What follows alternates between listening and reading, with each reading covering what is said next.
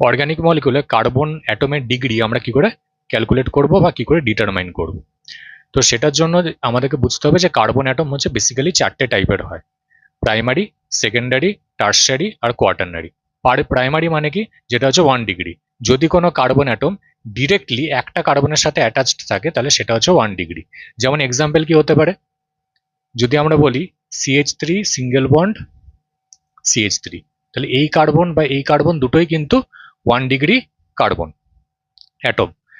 2 degree মানে কি, যদি কোনো কার্বন অ্যাটম ডিরেক্টলি দুটো কার্বনের সাথে অ্যাটাচড কন্ডিশনে থাকে তাহলে সেটা হচ্ছে 2 ডিগ্রি। যেমন হচ্ছে CH3 CH2 CH3, তাহলে এই মিডিল কার্বনটা হচ্ছে এখানে 2 ডিগ্রি কার্বন অ্যাটম, বা যেটাকে আমরা সেকেন্ডারি বলি। তাহলে এই মিডিল কার্বনটা হচ্ছে 2 ডিগ্রি আর সেকেন্ডারি, কারণ ডিরেক্টলি দুটো কার্বনের সাথে অ্যাটাচড কন্ডিশনে আছে।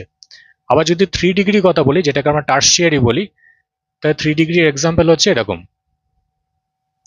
তাহলে এখানে কিন্তু মিডিল কার্বন অ্যাটমটা হচ্ছে আমাদের 3 ডিগ্রি। ওকে, আচ্ছা, যেটাকে আমরা টার্সিয়ারি বা 3 ডিগ্রি বলছি।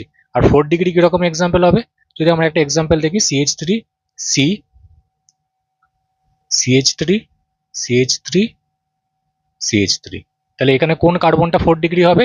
এই যে মিডিলে যে কার্বনটা আছে, সেন্টারে যে কার্বন অ্যাটমটা আছে, এটা হচ্ছে 4 ডিগ্রি কার্বন, বা যেটাকে আমরা কোয়াটারনারি বলি। তাহলে একটা এক্সাম্পল যদি দেখি যেখানে আমাদের 4টে টাইপের কার্বনই মোটামুটি আমরা দেখাতে পারবো, সেটা কিরকম এক্সাম্পল হবে?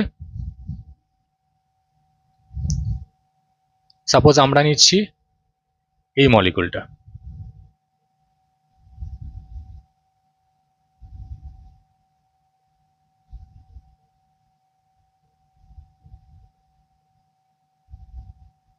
তাহলে এই যে মলিকুলটা আছে, এই মলিকুলটার মধ্যে কিন্তু 4টে টাইপের কার্বন অ্যাটমই কিন্তু আছে।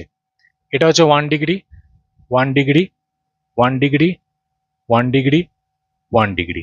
এই কার্বনটা 2 ডিগ্রি, এই কার্বনটা হচ্ছে 4 ডিগ্রি, এই কার্বনটা হচ্ছে 3 ডিগ্রি। ঠিক আছে, এইভাবে কিন্তু আমরা অর্গানিক মলিকুলে কার্বন অ্যাটমের ডিগ্রিগুলো জাজ করতে পারি বা ডিটারমাইন করতে পারি।